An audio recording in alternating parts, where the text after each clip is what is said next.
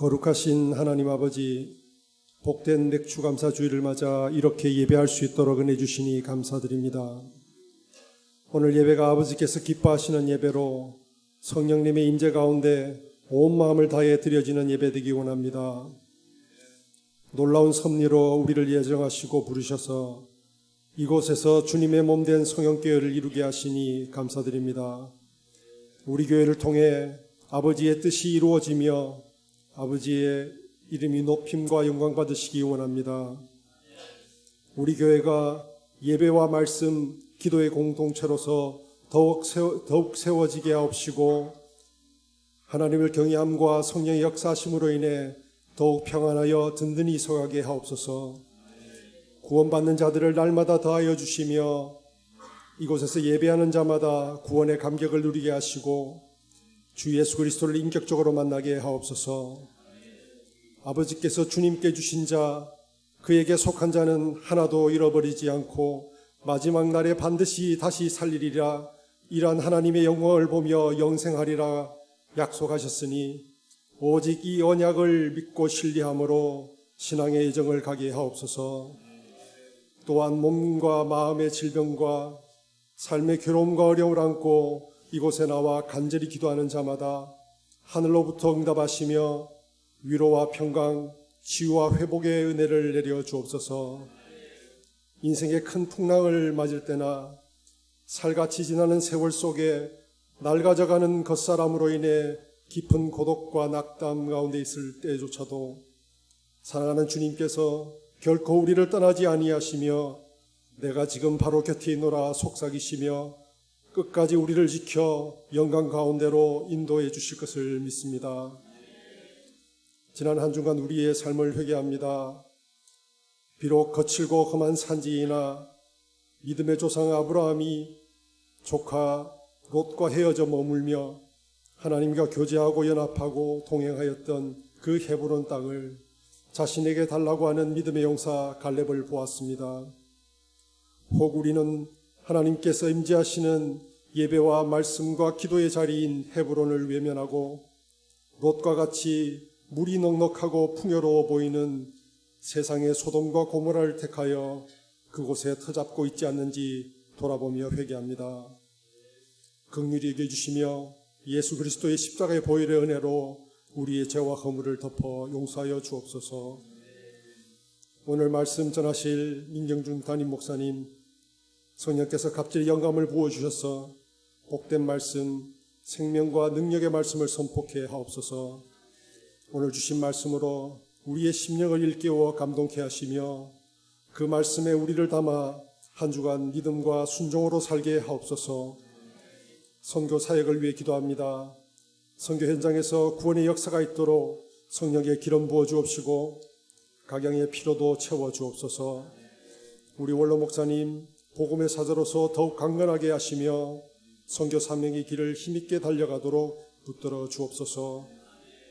꿈나무 비전학교 여름 사역을 위해 기도합니다. 이번 주 7월 13일 토요일 유초등부 여름 성경학교를 시작으로 8월 중순 청년부 여름 수련회까지 교회와 외부 장소에서 행사가 진행됩니다. 이 여름 행사를 통해 우리 자녀들이 예수 그리스도를 깊이 만나며 하나님의 은혜를 풍성히 경험하게 하옵소서. 이번 여름 행사가 우리 자녀들의 믿음 성장의 발판이 되게 하시며 신앙 인생의 이정표가 될 수 있도록 은혜 부어 주옵소서.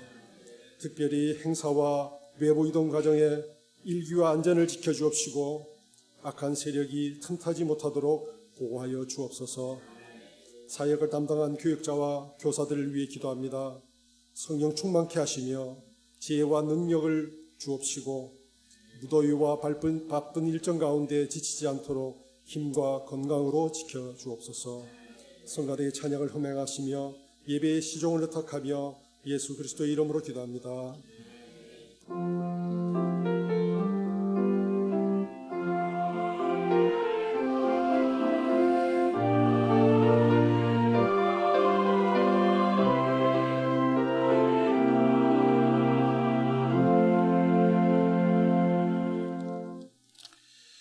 하나님 말씀 보겠습니다. 출애굽기 23장 14절에서 17절까지 말씀,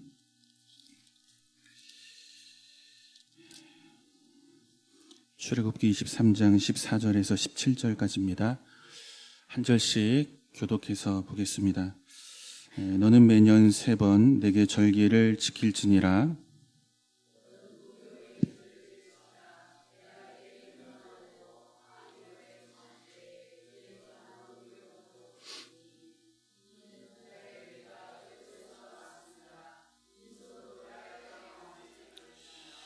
맥추절을 지키라.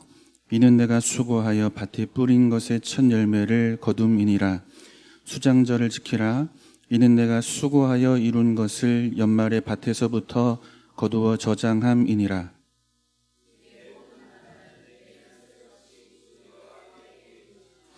아멘. 본문의 말씀을 통해서 맥추절을 지키라, 이 말씀의 의미를 우리가 함께 묵상해 보려고 합니다. 오늘 본문을 읽어서 우리가 알지만 이스라엘 백성들이 지켜야 하는 3가지의 큰 절기가 있습니다. 하나는 유월절이고, 또 하나는 오늘 우리가 살피는 맥추절입니다. 그리고 3번째는 수장절입니다. 이스라엘 백성들이 지키는 이 3가지의 큰 절기는 모두가 곡식을 추수한 뒤에 지키는 절기들입니다. 밀을 추수한 뒤에 유월절 절기를 지키게 됩니다. 그런데 이 유월절 절기는 우리가 잘 알지만 출애굽을 기념하는 절기입니다. 그리고 2번째인 맥추절은 보리를 수확한 뒤에 지키는 절기입니다. 그런데 보리를 추수한 뒤에 지키는 절기라 해서 이 맥추절이라고도 하지만, 유월절이 있고 7번의 안식일이 지난 뒤에 지키는 절기라 해서 77절이라고 부르기도 합니다. 그리고 유월절 이후 50일째 되는 날 지키는 절기라 해서 오순절이라는 이름으로도 불리는 절기가 바로 이 맥추절입니다. 그리고 3번째 절기인 수장절은 가을에 지키는 절기입니다. 올리브와 포도를 수확한 뒤에 창고에 들이고 지키는 절기가 바로 수장절입니다. 그런데 이때가 되면 일주일 동안 초막을 짓고 광야에서의 생활을 기념하게 됩니다. 그래서 장막절이라 혹은 초막절이라 이렇게 부르는 절기가 수장절입니다. 그리고 오늘 우리가 함께 살피려고 하는 것은 이 3절기 중에 맥추절에 관한 내용입니다. 2가지를 살피려고 하는데, 첫 번째는 이 맥추절이라는 절기가 선포되고 있는 상황 속에서 성경이 보여주고 있는 신앙의 원리에 관한 내용입니다. 맥추절이라고 하는 절기의 내용보다 맥추절이 선포되어지고 있는 상황 속에서 우리가 얻어내고자 하는 신앙의 원리적 측면을 한 가지를 살피고, 또 성경이 민수기 16장에서 이 맥추절과 관련된 말씀을 우리에게 가르칩니다. 그래서 그 말씀을 중심으로 맥추절은 우리가 어떻게 지키는 절기인가, 삶으로 가져와 적용하는 부분으로 우리가 말씀을 한번 묵상해 보는 시간이 되었으면 좋겠어요. 먼저 우리 본문 16절을 다시 한번 같이 읽어보겠습니다. 같이 봅니다. 맥추절을 지키라.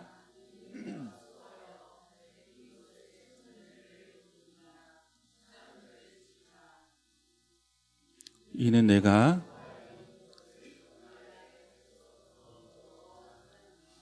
아멘. 여러분, 신앙생활이 쉽습니까? 어렵습니까? 어렵습니다. 그죠? 쉽다고 하시는 분들은 제대로 안 살아봐서 그럴 수 있을 것 같아요. 근데 신앙생활은 참 어렵습니다. 어려운 이유는 우리의 생각이 너무나 작기 때문에 그렇습니다. 그러니까 하나님의 생각을 다 담아낼 수 없는 그런 부족함이 우리에게 있기 때문에 이 신앙의 길은 결코 쉽지가 않습니다. 하나님의 말씀과 약속은 우리에게 주어져 있습니다. 그런데 이 약속이 언제 이루어질지를 우리는 알지를 못합니다. 그런데 그 약속이 이루어질 때까지 뭐 해야 합니까? 붙들고 사는 것을 성경은 신앙으로 우리에게 가르칩니다. 그런데 그렇게 붙잡고 살아갈 힘이 우리에게 없다는 것에 우리는 신앙의 길의 어려움을 늘 확인하게 되죠. 아브라함이 그렇게 살지 않습니까? 하나님은 아브라함에게 자식을 약속하십니다. 75세. 그런데 그 약속이 100세가 되어서 이루어지는 거예요. 왜 하나님께서 약속하시고 25년의 시간을 두고 계시는가? 그분의 생각, 그분의 계획을 우린 다 담아낼 수가 없는 거예요. 이것을 알면 신앙생활이 그리 어렵지 않을 수 있죠. 그러나 하나님의 일하심이 또 25년의 시간이 우리 인생 가운데 어떤 의미가 있는지를 담아내기에, 하나님의 지혜를 담아내기에 부족한 우리의 지혜이기 때문에 우린 그 하나님의 말씀을 붙들고 25년을 살아내는 일이 결코 쉽지가 않은 것입니다. 아브라함이 3번을 실패하죠. 약속을 받았는데 세월이 지나도 보이지가 않는 거예요. 내 집에서 나고 길린 엘리에셀을 상속자로 삼겠습니다. 약속을 붙잡았습니까? 못 붙잡습니까? 못 붙잡고 사는 거죠. 뿐만 아니라 이제는 하갈을 통해 이스마엘을 낳고 하나님이 또 나타나셔서 약속을 확인해 주셨지만 이제는 그 몸이 늙고 또 사라의 경수는 끊어지고 더 이상 무엇인가 이루어질 가능성이 보이지 않자 웃는 것으로 하나님의 약속을 또 붙잡지 못했던 것이 아브라함과 사라의 모습인 것입니다. 25년이라고 하는 시간이 지나면 우린 하나님이 무엇 때문에 이 시간을 두셨는지를 알 수 있는 거예요. 우리 인생의 연약함을 보게 하시는 거죠. 그리고 하나님의 전능하심이 무엇인지를 알게 하시기 위해 이 25년의 시간을 두시는 거죠. 그러나 25년을 살아야 하는 그 시간의 과정 속에서 우리에게 남는 것은 주의 약속을 붙잡고 사는 것이 참 어렵고 힘들구나. 이것만 남는 거예요. 그 약속에 대하여 실패한 나를 발견하는 것, 이것만 보여지는 것입니다. 그렇다면 신앙생활은 무엇인가? 그럼에도 불구하고 하나님이 우리에게 주신 말씀과 약속, 이해되지 않지만 그 약속이 보이지 않지만 그럼에도 불구하고 그 말씀에 나를 담아서 살아가는 것. 여러분, 이것이 성경이 우리에게 가르치는 신앙의 길이고 믿음의 길이라는 것입니다. 신앙의 길은 이해로 가는 것이 아니고 하나님이 주시는 말씀 앞에 나를 담고 신뢰하며 살아가는 것입니다. 이것을 오늘 본문이 우리에게 신앙의 원리로 가르치고 있는 내용 중에 하나입니다. 지금 이스라엘은 광야에 있습니다. 애굽을 나왔습니다. 홍해를 건넜어요. 그런데 이들이 지금 두 발을 딛고 서 있는 곳은 광야입니다. 특히 오늘 본문의 배경이 되는 곳은 시내산 아래죠.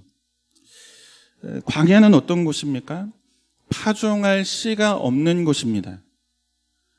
파종할 씨가 있어 심는다 할지라도 그 씨에 부어줄 물을 구할 수 없는 곳이 광야입니다. 그런데 그곳에서 하나님 하시는 말씀이 뭡니까? 맥추절을 지키라는 것입니다. 내가 수고하여 밭에 뿌린 것의 첫 열매를 거둘 것이라. 이 맥추절이라는 절기를 광야에서 선포하고 계시는 거예요. 뿌릴 수 없고 그래서 거둘 것이 없는 광야에서 뿌릴 것이고 거둘 것이라는 하나님의 약속을 지금 이스라엘 백성들에게 주고 있는 것입니다. 보이는 약속입니까? 내 눈앞에 보이는 것은 광야죠. 씨도 보이지 않고 뿌릴 땅도 보이지 않고 그 뿌린 씨에 줄 물도 보이지 않는 곳입니다. 이 약속이 언제 이루어질지 알지를 못하는 것입니다. 그런데 그때 하나님이 이 약속을 주시는 거예요. 너희는 뿌리는 자가 될 것이고 거두는 자가 될 것이라. 여러분, 이 말씀이, 이 약속이 언제 이루어집니까? 40년이 지난 뒤에 이루어지는 거예요. 가나안에 들어간 뒤에 이 약속이 이루어지는 것입니다. 약속이 있고 40년이라는 시간 동안 이스라엘은 보이지 않는 약속을 무엇해야 합니까? 붙잡고 광야를 살아야 하는 거예요. 내 생각으로는 이해가 되지 않는 거죠. 보이지 않는 상황 속에서 하나님의 말씀이 내 생각에는 담아낼 수 없는 말씀처럼 다가오는 거예요. 그런데 신앙의 길은 보이지 않는 말씀이지만, 보이지 않는 약속이지만, 약속하신 하나님을 신뢰하여 그 말씀을 붙잡고 사는 것이 신앙의 길이라는 것입니다. 뿌릴 수도 없고, 그래서 거둘 것이 없는 광야에서 뿌리고 거둔 뒤에 지키는 맥추절을 명령하고 계시는 거예요. 이걸 붙들고 40년을 살아야 되는 것입니다. 이 약속을 붙들고. 여기에서 우린 중요한 신앙의 원리를 발견하게 되는 거죠. 신앙의 길은 이해로 가는 길이 아니라는 것입니다. 이해로. 신앙의 길은 하나님의 생각과 말씀에 나를 담는 것으로 가는 길이에요. 하나님의 풍성하신 지혜를 작은 우리의 지혜로 다 담을 수 없기 때문에 이해되지 않지만 말씀하시는 하나님의 지혜를 신뢰하며 그 말씀 앞에 오늘 나를, 내 인생을 담는 것입니다. 믿고 순종하는 거예요. 이것이 우리가 오늘을 살아야 하는 신앙의 원리라는 것입니다. 언약궤를 메고 요단강에 발을 담그라 말씀하시는 거예요. 어떻게 해야 됩니까? 이해로는 갈 수 없는 길이에요. 그러나 말씀하시는 하나님을 신뢰하여서 언약궤를 메고 요단의 발을 담글 때 요단강이 갈라지는 것입니다. 이것이 신앙의 길인 거예요. 우리의 생각으로는 이해가 되지 않잖아요. 어떻게 여리고를 돌기만 하면 성이 무너집니까? 그런 일은 우리가 경험해 본 적이 없는 거예요. 우리의 경험 밖에 있는 일은 그래서 우리는 없는 것으로 생각하는 거죠. 경험 밖에 있는 것을 말씀하시고 이해 밖에 있는 것에 대하여 말씀하실 때 그것을 우리는 이해하지를 못하는 거예요. 그러면 못 가는 길이죠. 그러나 말씀하시는 하나님, 그분을 신뢰하며 그 성을 돌 때 하나님은 말씀하신 대로, 약속하신 대로 이루시는 분이라는 것입니다. 그래서 신앙의 길은 보이지 않아도, 내 생각 속에 이해되지 않아도 말씀하신 하나님의 그 말씀을 신뢰하여 내 삶을 담고 순종하여 믿음으로 사는 것. 여러분, 이것이 우리가 살아가야 하는 신앙의 길이 되어야 할 줄로 믿습니다. 우리 말씀을 한번 볼까요? 마태복음 6장 31절에서 34절입니다. 한 절씩 한번 보겠습니다. 그러므로 염려하여 이르기를 무엇을 먹을까, 무엇을 마실까, 무엇을 입을까 하지 말라.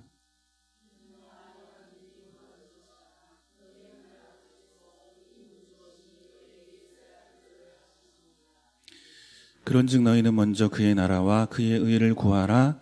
그리하면 이 모든 것을 너희에게 더하시리라.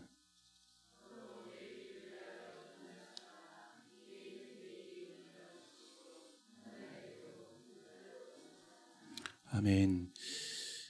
여러분, 우리는 이와 같은 주님의 말씀을 어떻게 이해합니까? 내가 주를 위해 살면 주가 나를 책임지신다. 우린 이렇게 이 말씀을 이해합니다. 주를 위해, 주의 나라를 위해 헌신하면 주는 내 인생 가운데 필요한 모든 것을 채워주시는 분이다. 이렇게 우리는 이 말씀을 이해하죠.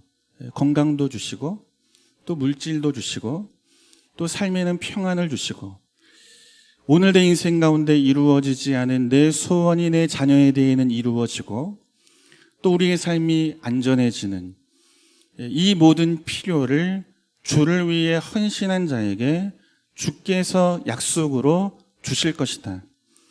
이것이 이 말씀에 대해 우리가 갖는 이해입니다. 우리의 생각 속에 하나님의 생각을 가두려고 하는 거예요. 여러분, 하나님의 생각은 우리의 생각 속에 가둘 수가 없습니다. 그죠? 하나님의 생각은 우리의 생각 너머의 계획과 섭리를 가지고 일하시는 분이십니다. 우리의 생각으로 그분의 모든 생각을 다 담아낼 수가 없는 거예요. 한번 확인해 보겠습니다. 사도행전 7장 54절에서 60절입니다. 한 절씩 보겠습니다. 그들이 이 말을 듣고 마음에 찔려 그를 향하여 이를 갈거늘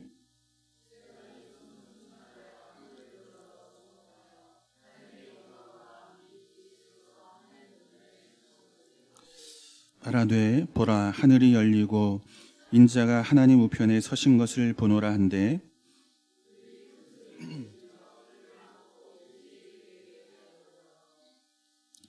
성 밖으로 내치고 돌로 칠세 증인들이 옷을 벗어 사울이라 하는 청년의 발 앞에 두니라.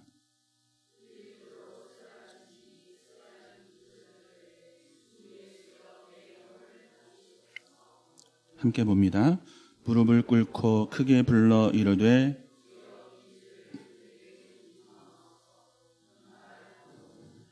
아멘. 여러분, 스데반 집사가 전한 복음을 듣고 많은 사람들이 찔림을 받게 됩니다. 그런데 그 찔림이 회개로 연결되지를 않습니다. 스데반 집사를 성 밖으로 끌어내고 돌로 치게 됩니다. 그런데 스데반 집사님이 순교를 당하는 마지막 순간에 남긴 말이 어떤 말입니까? 주여 이 죄를 그들에게 돌리지 마옵소서. 이 말을 남기고 생을 마감하게 됩니다. 생의 마지막 순간, 마지막 호흡을 가지고 뱉어낸 말이 나를 죽이는 자를 용서해 달라는 말이에요. 사는 동안에도 주를 위해 살고 주의 나라를 위해 살았고 죽을 때에도 주를 위해 살고 주의 뜻을 이루는 것으로 스데반 집사님은 살아온 거예요. 예수님께서 당신을 죽이는 자들을 용서해 달라고 간구하시며 그 생을 마감하신 것처럼 스데반 집사 역시도 자신을 죽이는 자들의 죄를 용서해 달라는 말로 그의 마지막 생애의 마침표를 찍고 있는 것입니다. 살았을 때에도 죽음을 앞에 둔 때에도 주의 나라와 그 의를 위해 살았던 자가 스데반 집사라는 것입니다. 그런데 그가 얻은 상이 무엇입니까? 주와 주의 나라를 위해 헌신한 자에게 모든 것을 더하신다는 이 약속의 말씀이 이 스데반 집사에게는 어떻게 이루어지는 것입니까? 보이지가 않죠. 헌신한 흔적은 있는 거예요. 그런데 헌신에 대한 보상과 상은 스데반 집사의 인생 앞에 보이지를 않는 것입니다. 인생이 허무하게 맞춰지는 것처럼 그렇게 스데반 집사의 삶이 보여지는 거죠. 그러나 하나님은 우리의 생각 너머에 당신의 지혜로 일하시는 하나님은 스데반 집사의 주의 나라와 의를 위한 삶에서 뿌려진 이 순교의 씨를 통해서 놀라운 열매를 거두고 계신다는 것입니다. 성도는 이것을 보는 눈이 있어야 하는 거예요. 하나님이 일하시는 우리의 생각 너머에서 그분이 어떤 일을 행하시는지를 보는 눈이 없으면 우린 늘 원망하고 불평하며 살아갈 수밖에 없는 거죠. 주를 위해 살았는데 무엇을 주셨습니까? 우리가 생각하는 이해 속에 하나님이 주시는 상은 건강한 거예요. 풍성하게 채워주시는 거예요. 내 소원을 이루어 주시는 거예요. 그런데 우리의 생각 밖에서 하나님은 당신의 지혜로 당신의 뜻을 이루어 가신다는 거죠. 스데반 집사의 죽음이 허무한 죽음처럼 보입니다. 헌신했는데 흔적은 있는데 얻은 상이 없어 보이는 거죠. 그러나 하나님은 그의 순교의 씨를 통해서 놀랍도록 크고 위대한 열매를 맺어가고 계시는 것입니다. 우리 말씀을 한번 보겠습니다. 사도행전 22장 20절입니다. 같이 봐요. 또 주의 증인 스데반이 피를 흘릴 때에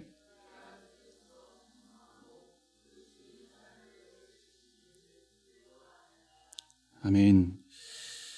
우린 주를 위해 살면 주님이 내 편이 되어 주실 것이라고 생각합니다. 그래서 나를 대적하는 자들을 단번에 막 제압해 주시고 나를 힘들게 하는 자들, 위해를 가하는 자들, 그런 대적들을 하나님께서 한 번에 내 앞에 무릎을 꿇게 하시고 그들의 목전에서 내 이름과 내 인생을 높이 세워줄 것이라는 이런 기대를 우리는 갖게 됩니다. 이것이 우리가 생각하는 보상이고 하나님의 은혜입니다. 그러나 하나님의 생각은 우리 생각과 다르다는 것입니다. 스데반 집사를 죽이는 일에 찬성하고 가담했던 바울을 변화시키는 것으로 하나님은 스데반 집사의 순교와 그의 생애와 헌신에 대한 열매를 만들어내시는 분이라는 거예요. 우리는 수고하고 헌신하고 충성하면 내가 원하는 모든 것이 이루어질 것이라고 기대하며 살아갑니다. 하나님의 약속과 그 약속에 대한 결과를 내 생각의 범위 안에 가두며 살아가는 거죠. 그러나 하나님은 우리의 생각을 넘어 일하시고 그분의 지혜는 우리가 측량할 수 없기에 우리의 눈에 보이지 않는 그곳에서 하나님이 이루어내시는 크고 위대한 열매들이 있다는 거예요. 그것이 무엇입니까? 바울을 변화시키는 거죠. 스데반 집사가 전한 복음을 위해 이제 자기 생명을 내어놓는 자로 바울의 인생이 변화되는 거예요. 스데반 집사가 가는 길을 부정하던 바울이 이제는 스데반 집사가 가는 길을 따라가는 자로 변화되어지는 것입니다. 고린도전서 15장 8절의 말씀을 보면 바울이 이런 고백을 남기죠. 만삭되지 못해 난 자와 같은 부족한 나를 만나주신 주님, 내가 그 주님을 위해서 다른 사도들보다 더 많이 수고하며 살았습니다. 이 고백을 남기는 거예요. 이 고백을 남기는 자로 하나님은 스데반의 죽음을 사용하시는 거예요. 바울을 뒤집어 놓으시는 거죠. 우리의 생각 너머에서 하나님은 당신의 생각으로 지혜로 더 크고 위대하신 일을 이루어 가시는 분이라는 것입니다.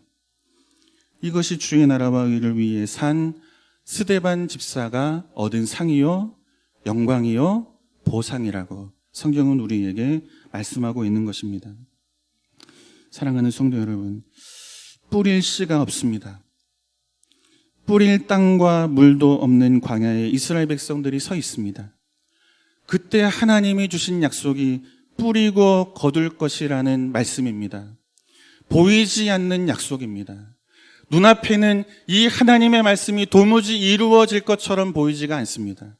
뿐만 아니라 광야를 지나는 동안 하나님이 이스라엘 백성들에게 주신 말씀, 그 말씀대로 살면 실패할 것처럼 들리는 그런 수많은 말씀들 앞에 이스라엘 백성들이 서 있습니다. 이해되지 않는 것으로 그 말씀에 자신의 생애를 담지 못한 자들은 40년의 시간이 지난 뒤에 광야에서 다 죽습니다.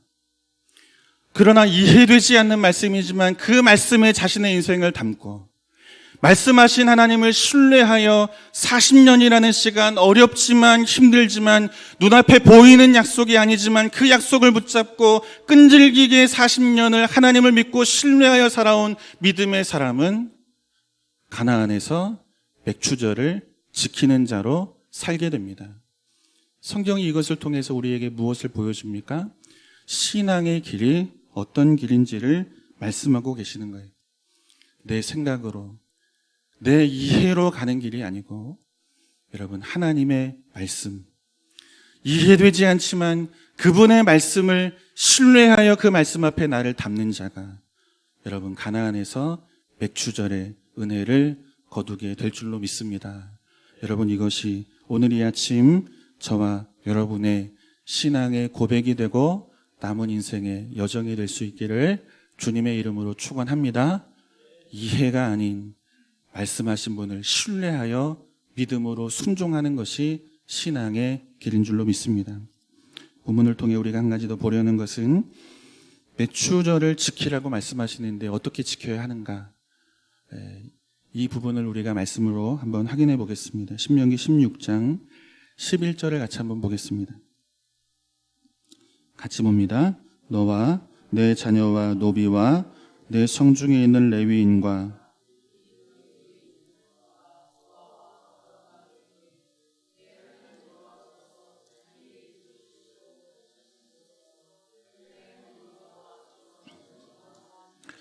아멘. 이 말씀에 등장하는 사람들은 한 가지의 공통점이 있습니다. 도움이 없이는 인생을 살아갈 수 없는 자들입니다. 자녀는 부모를 통해서만 살아갈 수 있습니다. 그죠? 노비는 주인이 주는 것으로만 가질 수 있고 먹을 수 있는 자입니다. 자신의 소유를 스스로 가질 수 없는 자입니다. 주인을 의존해서만 생존하는 자가 노비입니다. 레위인은 어떻습니까? 분깃이 없는 자들입니다. 땅이 없기 때문에 거둘 것이 없는 인생들이죠. 하나님이 이들을 어떻게 살게 하십니까? 형제들을 통해서 살게 하시는 거예요. 11지파의 형제들을 통해서 레위인들을 먹게 하시고 살게 하시는 것입니다. 도움이 없이는 이들 또한 살아갈 수 없는 인생이라는 것입니다. 객도 고아도 과부도 누군가의 도움이 있어야만, 그래야만 인생을 살아갈 수 있는 사람들입니다. 그런데 말씀하시는 거죠. 이들과 함께 즐거워하라. 여러분, 이것이 맥주절입니다. 누군가의 도움이 없이는 살아갈 수 없는 자들, 그들이 즐거워하는 자로, 너희와 함께 즐거워하는 자로 이 날을 사는 것을 맥주절이라고 성경은 우리에게 가르치고 있는 것입니다. 사랑하는 성도 여러분, 세상의 교회를 보고 깜짝 놀라야 됩니다. 세상이 저와 여러분을 보고 깜짝 놀라야 합니다. 어떻게 저들은 이런 인생을 살아갈 수 있는가? 여러분, 우리 한 인생 책임지는 것도 쉽지가 않죠. 그죠? 우리 가정 하나 지키며 살아가는 것도 참 버거운 것이 오늘 우리의 인생입니다. 여러분, 우리의 인생도 힘들지만 우리 자식들을 보면 더 마음에 큰 염려가 생기지 않습니까? 그죠? 지금도 이렇게 어려운데 이 아이들이 어떻게 남은 인생을 살아갈까? 늘 걱정과 염려인 거예요. 이처럼 하루하루를 살아가는 것이 버겁고 힘겨운 것이 오늘 우리의 인생입니다. 그런데 말씀하시는 거죠. 함께 즐거워하라. 어떻게 저 교회는 이 어려운 때 다른 사람들을 책임지는 교회로 세워지는가? 세상이 보고 깜짝 놀라는 교회가 돼야 하는 거예요. 어떻게 저 사람은 자신의 인생 하나 책임지기도 버거운데, 가만히 들여다보면 가진 것도 그리 많지 않은 것처럼 보이는데, 어떻게 자신의 인생뿐 아니라 다른 사람의 인생까지도 책임지는 삶을 살아갈까? 세상이 그런 사람을 보고, 그런 성도를 보고 깜짝 놀라야 하는 것입니다. 그래서 교회와 성도는 주신 은혜를 흘려보내는 기관이 되어야 하는 거예요.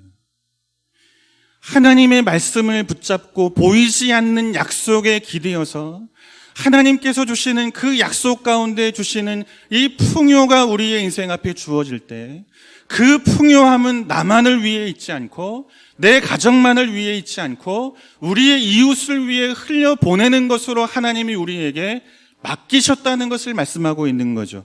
함께 즐거워하라는 거예요.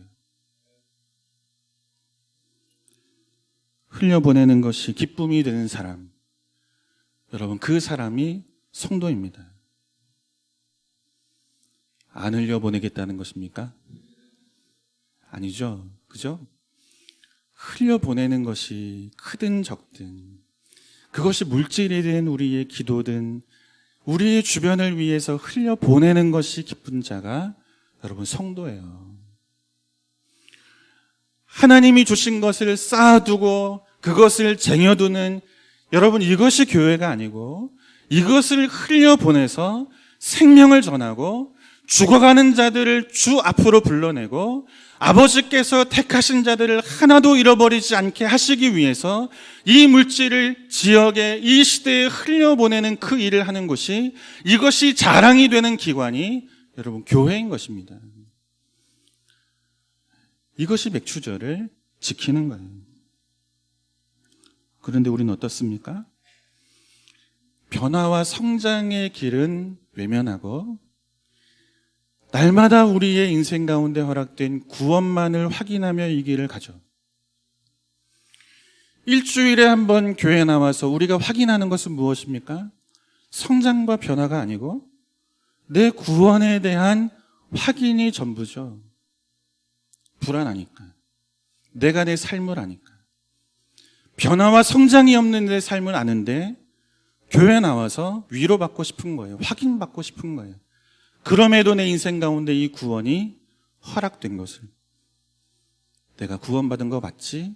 일주일에 한 번 와서 도장 찍고 위로받고 가는 거예요. 내가 홍해 건넌 거 맞지? 내가 가나안에 들어가는 이 은혜의 약속 내게 주어진 거 맞지? 이것으로 우리는 우리의 모든 신앙을 설명하려고 합니다. 물론 일주일에 한 번 나오고 주중의 삶 속에서 많은 변화와 성장이 있는 신자의 길을 걸어갈 수도 있겠죠. 그러나 여러분, 하나님이 우리에게 주신 은혜가 없으면 이 성장과 변화를 만들어낼 수가 없습니다. 그죠? 예배의 자리, 말씀의 자리, 기도의 자리에서 이 은혜가 우리 안에 채워지는 거죠. 그래야 이 은혜가 힘이 되어 변화와 성장의 길을 우리는 살아가게 되는 거예요.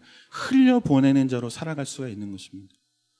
그런데 우리는 이 변화와 성장의 길은 외면하고 내 구원을 확인하는 것으로만 우리의 모든 신앙의 시간과 여정을 채워가고 있는 거죠. 우리 말씀한 것을 볼게요. 사도행전 2장 44절 47절입니다. 같이 한번 읽겠습니다. 시작. 믿는 사람이 다 함께 있어 모든 물건을 서로 통용하고 또 재산과 소유를 팔아 각 사람의 필요를 따라 나눠주며 날마다 마음을 같이하여 성전에 모이기를 힘쓰고 집에서 떡을 떼며 기쁨과 순전한 마음으로 음식을 먹고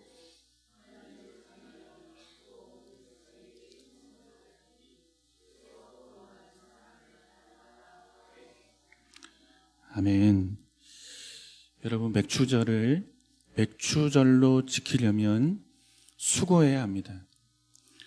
밭에 씨를 뿌리는 수고가 있어야 합니다. 누가 합니까? 내가 합니다. 뿌린 씨가 잘 자라도록 수고해야 합니다. 누가 합니까? 내가 해야 하는 일입니다. 힘써 추수하는 일도 내가 해야 하는 일입니다. 수고는 내가 했는데 수고한 것으로 함께 즐거워합니다. 이것이 맥추절을 맥추절로 지키는 것이라고 성경은 우리에게 가르칩니다. 초대교회 성도들이 날마다 이 맥추절의 정신을 가지고 그 인생과 삶을 살아냈다고 성경이 우리에게 보여주고 있는 것입니다. 사랑하는 성도 여러분, 바라기는 뿌릴 수 없고 거둘 것이 없던 우리 인생 앞에 뿌리고 거둘 것이 있게 하신 이 하나님의 은혜, 맥추절을 지킬 수 있는 자로 우리를 불러주신 이 하나님의 은혜를 깊이 기억하고 감사하며 이 은혜를 주신 하나님 앞에서 받은 은혜를 흘려보내는 교회로, 그리고 그런 성도로 저와 여러분이 세워져가는 은혜가 있기를 맥추절 이 아침 이 말씀이 우리의 말씀 되기를 다시 한번 주님의 이름으로 축원합니다. 우리의 생각 속에 하나님의 생각을 다 담을 수 있다고 하는 이 어리석은 인간의 지혜를 다 내려놓게 하시고 우리의 생각으로 다 품을 수 없는 하나님의 놀라우신 지혜 앞에 항복하고 다만 믿음으로 순종하여 하나님의 약속을 보는 자로 살아갈 수 있도록 우리의 남은 신앙의 여정을 인도하여 주시기를 원합니다. 이 길을 잘 갈 수 있도록 이 아침 은혜 주시고 또 주의 말씀으로 충만하게 하시고 성령으로 충만하게 하셔서 모든 성도가 한 사람도 낙오 없이 긴 세월 보이지 않지만 주신 약속을 주신 하나님을 신뢰하며 끝까지 이 믿음의 경주에 승리할 수 있는 우리 모든 성인의 권속들이 될 수 있도록 은혜를 베풀어 주옵소서. 또한 주신 그 은혜가 우리 교회를 통해서 우리 인생을 통해서 흘려가기를 원합니다. 구원을 위하여 또 이 땅의 많은 영혼들을 살려내는 일을 위하여 또 선교를 위하여 아버지 하나님 흘려보내는 교회 그런 성도가 되기를 원합니다. 우리 몸된 교회, 우리 성도들을 사용하셔서 하나님의 구원의 뜻이 온전하게 이루어지도록 하나님 역사하여 주옵소서. 귀한 예물 드린 손길들마다 은혜 베풀어 주시고 이 물질 속에 담겨있는 기도의 제목마다 세밀하게 응답하여 주시고 물질을 통해 아버지 나라 이루어가는 일에 사용하여 주옵소서. 이제는 우리 구주 예수 그리스도의 은혜와 우리 아버지 하나님의 말로 다할 수 없는 그 풍성하신 사랑하심과 성령님의 교통하심과 인도하심이 이해가 아닌 믿음과 신뢰와 순종으로 가는 길이 성도의 신앙의 여정임을 알고 이 길 앞에 충성으로 살기로 고백하며 돌아가는 사랑하는 모든 성도들 머리 위에, 가정 위에, 자녀 위에, 세우신 몸된 교회와 필리핀 선교지 위에, 선교지에 계신 원로 목사님과 사모님 위에, 세우신 조국 대한민국 위에 이제로부터 영원토록 함께 있을지어다. 아멘.